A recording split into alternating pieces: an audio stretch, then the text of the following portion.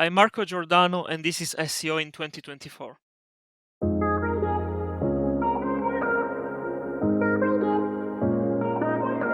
Marco, what's your number one SEO tip for 2024?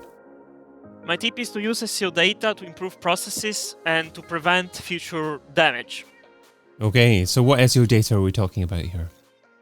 Mostly Search Console data, analytics, as well as crawl data, for example, from Screaming Frog or from any other crawler. And if you may, if possible, integrating non-SEO data as well. Okay, and what do you classify as non-SEO data? I mean, everything that is not purely SEO, like, for example, customer data, sales data, and so on. Or if you have even information about content, like who is the author of a given article, this is not really an SEO information. It would be more related to content as a whole, but it can still provide a lot of value for SEO. So I know you also like to use BigQuery and other data management software tools. So do you bring in this other data into that kind of platform alongside your Google Search Console data to give you a greater edge? Yes, depending on the case, I do. So it's mostly reliant on the project I'm dealing with. It's a great idea to do, as you said, so to have the data you care about or that you want to preserve in a storage, so in a system like BigQuery, where you can join these tables, so you can combine this data, even though it's not always possible, but it's something I recommend if you have the opportunity to, because BigQuery is not even expensive for most cases. It's quite cheap, especially if you're a big company. Okay. And I gather that you have a step process that you go through in order to gather requirements and data. So what kind of process do you go through? Okay, so this process is actually it's more of a framework for analytics as a whole, and it's based on standard practices. So it's not even, a truly original idea.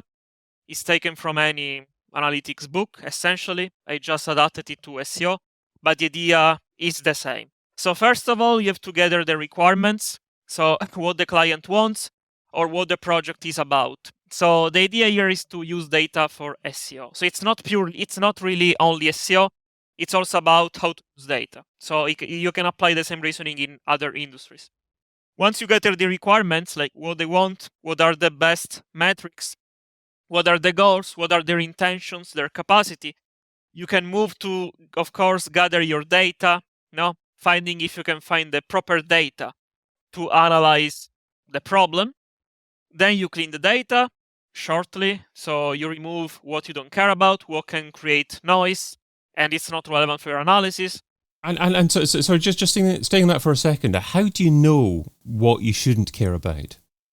Okay, so in most cases, we know because from experience. For example, if you have a WordPress website, in many, many cases, tags, categories, or filler pages like author pages are not relevant for a content audit.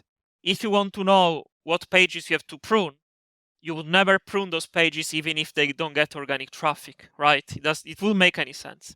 So you can remove them. If the goal of your analysis is to find the best articles or the worst articles, you wouldn't care much about those pages because they're out of scope. In other cases, it's just noise, like pagination. If you have archive pages and all, you don't really care about having them in your analysis, so you can just filter them out. And the same applies for a lot of boilerplate pages, depending on the CMS you're using and on your use case. Great. Okay, so remove what you don't care about. What's the next step in your process after that? Yes, then you're ready for analysis, which essentially means breaking things down, making them simple. You start from complex, you make them simple. Analysis can involve, for example, describing data, finding the best pages of your website in terms of clicks, checking the unique query count, so how many unique queries you have over time, for instance, over the month for a given position, and so on. Finding, for example, which pages are decaying, grouping pages, creating labels for pages. For example, how can we split pages into best performance and worst performance to analyze them and to give actionable advice? You are taking something raw, the data, and you are turning it into something that you can use or your client can use, and so on. And this sounds like something that AI can help with. I mean, AI I use mostly for coding, for writing the code. It's very good. For the rest, I don't think it's really necessary because most of the stuff is straightforward once you do it. And the cool thing about analysis is that it requires a little bit of abstraction. And machines, especially the latest AI tools, aren't very good at it because you still need some mathematical or statistical knowledge for some topics. And there isn't much training data online, like valid training data for AI. So I've never got good or trusted results by using AI to give interpretations to this mathematical stuff, Okay.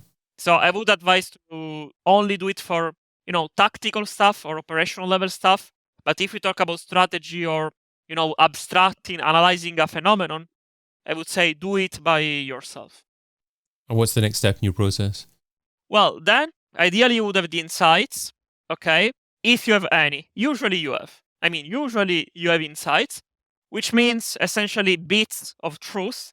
So something you share with the client or something you share with others, your stakeholders, that should be actionable. So each insight should be tied to an action, to something practical. If you say that your website got 100k clicks in August, I can ask you, and so what? Because it doesn't lead to anything actionable. This is pure reporting, right? There is nothing that I can do about it. But if I tell you 20% of your pages have 0 clicks, so as a consequence, what you can do is that you can implement this series of actions to improve these pages. This is an example of what you can tell them. How do you prioritize your insights? How do you decide on which actions are most important to do first? Well, I only deal with one type of websites, which is B2C content websites or content websites. So it's super easy because in other cases, like in e-commerce or SaaS, it can get a little bit more tricky. But in my case, usually I go either by cluster, so articles belonging to a given cluster, if I have access to this information. If I'm able to label articles on clusters, I'm able to say this article belongs to the cluster, I don't know, fridges, okay?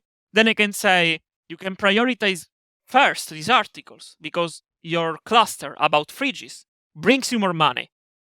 So it's safe to assume that you should prioritize these articles. Or if it is a very large website, like a big website, and I know there are some specific individual pages that are decaying or show some patterns, I can detect 5 or 10 pages and tell them. So really, I judge by case, and I either go by cluster, so by group of articles to see what matters the most, or by profit if I have access to this information, like ads data, affiliate data, whatever data. And you started off by sharing that one of your goals is to improve processes. Does that mean that you're, I guess, defining some processes for your clients to follow as a result of the insights that you find? Yes, but as well, the other way around. Sometimes, companies, anyone has processes, even if you don't write them. You have a process for everything, right? For everything. And most of them you can improve. It's possible to improve them unless you hit a certain limit, a threshold. So what I do is helping content websites in particular to improve their processes where possible. Because most of them don't use data, especially if they are big. You would think all of them do. Well, big players, if you are adventures, yes. But all the other big but not so big players don't often do like that. Even medium websites, and medium is still big for me, don't really do it. And this is a great chance to improve something. For example, using data, even something simple, to show anomalies or which articles are decaying.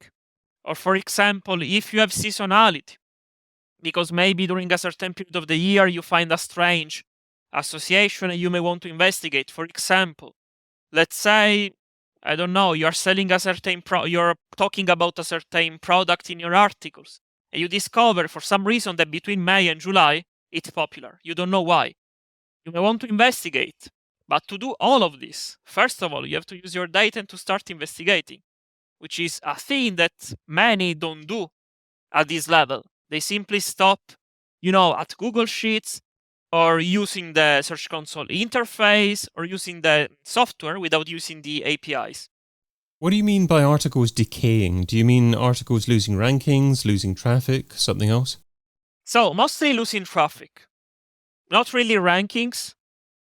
Traffic is the main reason for concern, because at the end of the day, you care about what gets to that page. And we can say that, of course, if you lose traffic, probably one reason could be that you have also lost rankings. And this is a natural fact, like everything in nature. Everything decays in nature. There is not one thing in nature that doesn't decay or doesn't change over time, and content is the same.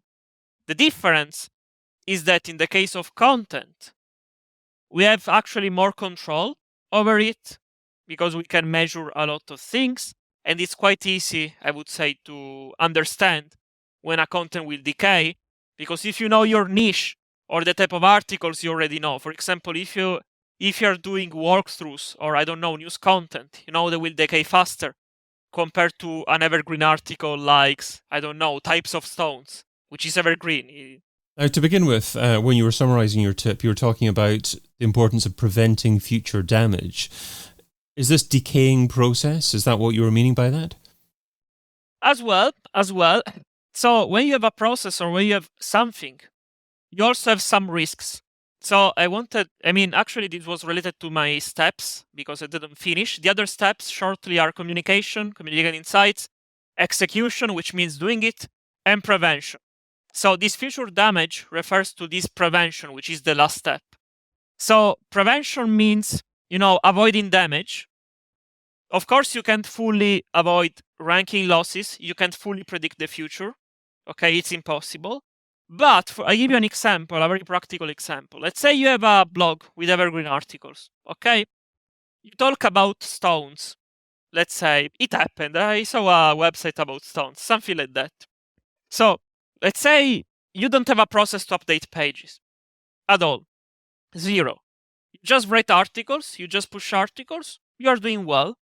One day, a competitor or a new competitor steals you some traffic, and you are busy to find which pages to update, because maybe you have many, you have to see how, why, prioritizing, no?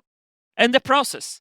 If you tell your writers or editors to update a page, you have to give them instructions or they will get it wrong. So this step is crucial. If you already know what to do, okay, it's easier because you don't waste time. It's like war, we can say. If you already have a plan, it's easier to attack the enemy. If you don't, you're wasting precious time, you're wasting momentum. And this is essentially what I refer to prevent future damage or to limit, future damage. If you know your pages will eventually decay, or that some pages in a cluster in a topic are more competitive, prepare some ideas in advance, a simple process that can be implemented quickly to update those pages before it's too late. This is planning in advance. You don't even need any tool. This is mostly common sense to prevent this future damage. I know this sounds obvious because it is, but in practice, it's not so easy to implement or to do because many don't. Many people publish, they forget to update, or they update randomly. And then some competitors, of course, will use this to their advantage. And one of the keys to being on top of prevention is to have a decent alert system in place so that you know when an issue has occurred so you can go and deal with it. Do you have a favorite process, system, piece of software that you use to alert yourself to the fact that something isn't as performing as effectively as you want it to be? Okay, so if you want something custom, there are some solutions where you can essentially have a model or a script that tells you that something is going wrong, a custom script where it tells you, look, clicks for these pages show a downward trend, and you get an email. Something like this is possible. And it's not something you use very much unless the project allows for it, because you have to consider that in many cases, you also have to maintain these solutions. So if the project is small, if you can do something manually once per month, you can do it. If it is something more complex, then they have these systems in place where you get notified via Slack, via whatever, if something is happening, if you reach a certain threshold. There are some methods that I prefer to measure these problems. So to measure content decay, I and a friend of mine, Andrea D'Agostino, who is a data scientist, created this very simple script. It's very, very simple. It's not complex. Where for every page of your website, we check the clicks. Let's say you have 1 year, okay? We check the clicks for every page. We just get a line, a straight line, no? For every page, which is the clicks over time, whatever. And then we fit a line. It's more proper. And then we pick the slope. The slope is a number, no? It can be positive or negative, and this number tells you growth or decay. If it is close to 0, nothing really important happened or nothing changed, okay? And this is one method we use because every page gets a score, and this is one of the most simple ways you can use. If you want it to be more accurate, you can add some weights, you can make it more complex, but the idea more or less is this one. You can also use another method which falls under anomaly detection. So anomaly detection, we can say, refers to a series, it's a task, to a series of algorithms that are tasked to find anomalies in your data. Like, why is a page or a day, for example, abnormal? Okay? This can be used, and I was testing some of them recently, to find which of your pages, of your days, show abnormal patterns, so you can investigate. So this is another idea, another method that I like. Now, for putting in place the actual system, once you have the script running or the model, you can just set some notifications and you get them via Slack or any other, platform, tool, whatever you like. The important here is defining these problems and using the right metrics and the right data. I'm sensing that we could have a long discussion about this one topic, and it could, in fact, be a wonderful, majestic panel discussion in the future, hopefully. But I'm just going to ask you, if an SEO is struggling for time, what should they stop doing right now so they can spend more time doing what you suggest in 2024? Overanalyzing. They should stop overanalyzing, because I think that in many cases, we overanalyze things we don't have control over. For example, you can't control Google updates. Okay, there is a core update, and so what? At the end of the day, if your processes are stable, if you know what you're doing, update or not update shouldn't change, alter your strategy. It's something you should account for. You can't control it. So this is something they should stop doing, and they think, but also doing, obsessing on small details like meta descriptions, all small details, no ranking factors. Okay, but at the end of the day, you should find what moves the needle. I think they should focus more on optimization, not refer to SEO. So not optimization, because we already do.